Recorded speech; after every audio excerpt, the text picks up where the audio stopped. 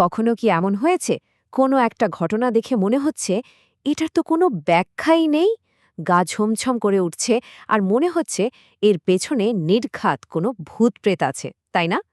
আজ আমরা ঠিক এরকমই একটা গল্প দেখব কিভাবে একজন গোয়েন্দা শুধুমাত্র যুক্তি দিয়ে একটা ভূতের রহস্যের সমাধান করে ফেললেন।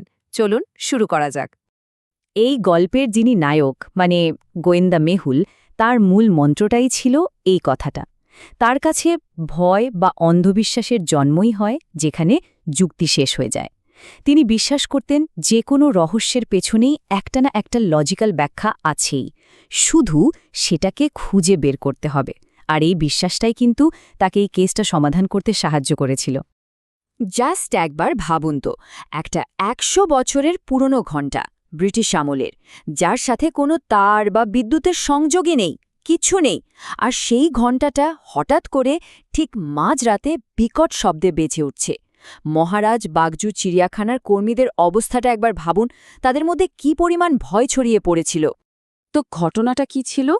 পরপর ৩ রাত, ঠিক কাঁটায় কাঁটায় রাত ১২টায় ওই ঘণ্টাটা বেজে উঠছিল। আর শব্দটা এতটাই জোরালো ছিল যে চিড়িয়াখানার পশু পাখিরাও ভয়ে একেবারে অস্থির। গার্ডরা তো ভয়ে ওই এলাকায় টহল দিতেই মানা করে দিল। আর যা হয় আর কি, মুখে মুখে একটা গুজব ছড়িয়ে পড়ল যে এটা আসলে চিড়িয়াখানার যে প্রতিষ্ঠাতা তারই অতৃপ্ত আত্মার কাজ। তো এই রকম একটা থমথমে পরিস্থিতিতে এলেন গোয়েন্দা মেহুল। তিনি কিন্তু এই ভূত বা আত্মার গল্পে এক বিন্দুও কান দিলেন না। তার প্রথম কাজ ছিল সলিড ফিজিক্যাল এভিডেন্স খোঁজা। কারণ যে কোনো লজিক্যাল ইনভেস্টিগেশনের এটাই তো প্রথম ধাপ, তাই না? যা চোখে দেখা যায়, হাতে ছোঁয়া যায়। আর খুঁজতে গিয়ে বেশিক্ষণ সময়ও লাগল না। তিনি প্রথম ক্লুটা পেয়ে গেলেন। চিড়িয়াখানার এমন একটা জায়গায় যেখানে কোনো গাড়ি ঢোকারই কথা না, সেই নো ভেহিকল জোনে একটা ছোট গাড়ির টায়ারের দাগ। আর এটাই ছিল প্রথম বড়সড় একটা ইঙ্গিত যে এই ঘটনার পেছনে কোনো আত্মা নয়, বরং কোনো জলজন্ত মানুষ আছে।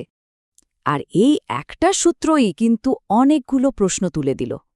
একটা নিষিদ্ধ এলাকায়, তাও আবার মাঝরাতে, একটা গাড়ি কি করছিল? কে এনেছিল? আর তার আসল উদ্দেশ্যটা কি ছিল? এই প্রশ্নগুলোই কিন্তু পুরো তদন্তের মোড় ঘুরিয়ে দেয়। তো গাড়ির টায়ারের দাগ তো পাওয়া গেল, কিন্তু আসল রহস্য মানে ওই বিকট ঘণ্টার আওয়াজটা, সেটার তো কোনো সমাধান হলো না। তাই এবার গোয়েন্দা মেহুল সোজা চলে গেলেন সেই বেল টাওয়ারে, মানে যেখান থেকে সবকিছু শুরু। দেখা যাক সেখানে গিয়ে তিনি কি পেলেন। আর সেখানে গিয়ে তিনি যা দেখলেন সেটা এক কথায় অবিশ্বাস্য। ওই বিশাল ঘণ্টার ঠিক ওপরে একটা ছোট্ট পাখির বাসা, আর সেই বাসার ভেতরে কয়েকটা নরম ভঙ্গুর ডিম, একদম অক্ষত, একটাও ফাটেনি, কিচ্ছু হয়নি। আর বিশ্বাস করুন, এটাই ছিল এই কেসের টার্নিং পয়েন্ট।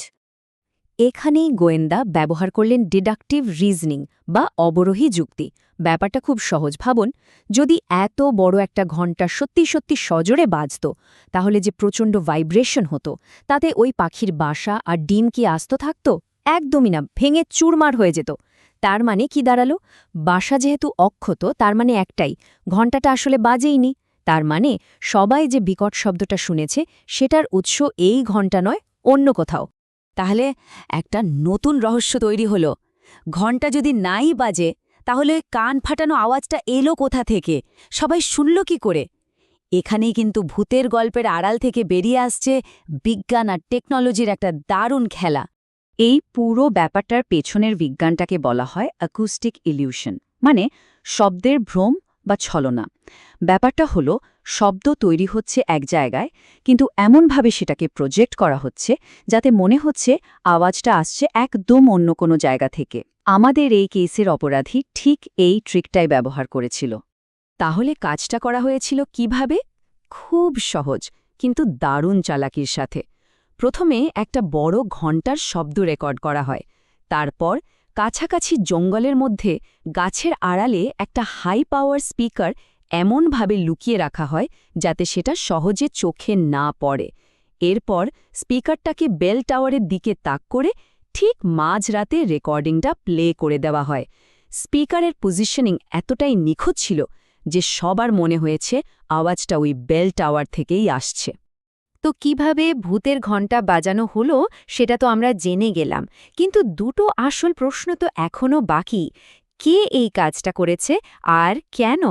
চলুন এবার সেই দিকেই এগোনো যাক। গোয়েন্দা এবার চিড়িয়াখানার 4 জন কর্মীকে জেরা করলেন। প্রথম দুজন কিশোর আর রবি, তাদের কথায় শুধুই ভয় আর অন্ধবিশ্বাস। তৃতীয় জন সঞ্জয়, তার কথা শুনে অ্যাকস্টিক ইলিউশনের থিওরিটাই আরও পোক্ত হল। কিন্তু চতুর্থ জন নতুন কর্মী ভিকি, তার কথা একটা বড়সড় গণ্ডগোল পাওয়া গেল। সে বলল ঘটনার সময় নাকি সে বাড়িতে বসে ভারত শ্রীলঙ্কার লাইভ ক্রিকেট ম্যাচ দেখছিল। সমস্যাটা হলো সেই রাতে ওই সময়ে কোনো লাইভ ক্রিকেট ম্যাচই চলছিল না। ব্যাস, ধরা পড়ে গেল ভিকি, সে মিথ্যে বলছে।